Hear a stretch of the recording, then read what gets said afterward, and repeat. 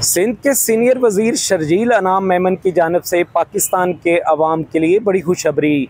दुनिया की सबसे बड़ी बससाज कंपनी यूट्यूंग की जानिब से कराची में इंट्रासिटी और ईवी बसेस का प्लान लगाने का फैसला किया गया है। यूट्यूंग मशरकी वस्ता के CEO और दीगर हकाम ने कराची में सिंध के सीनियर वजीर शर्जील अनाम मेमन से मुलाकात की। सीनियर वजीर शर्जील अनाम मेमन की जानिब से जुलाई 2022 में दी गई दावत पर यूट्यूंग की जानिब से कराची में प्लांट लगाने का फैसला किया गया। यूट्यूंग की जानिब से कराची में प्लांट लगाने का काम 3 माह के अंदर शुरू हो जाएगा। शर्जील अनाम मेमन ने मजीद कहा है कि प्लांट का काम अगले साल मुकम्मल कर लिया जाएगा। अब यूट्यूंग की इंट्रासिटी और इलेक्ट्रिक बसेस अब कराची में बनेंगी।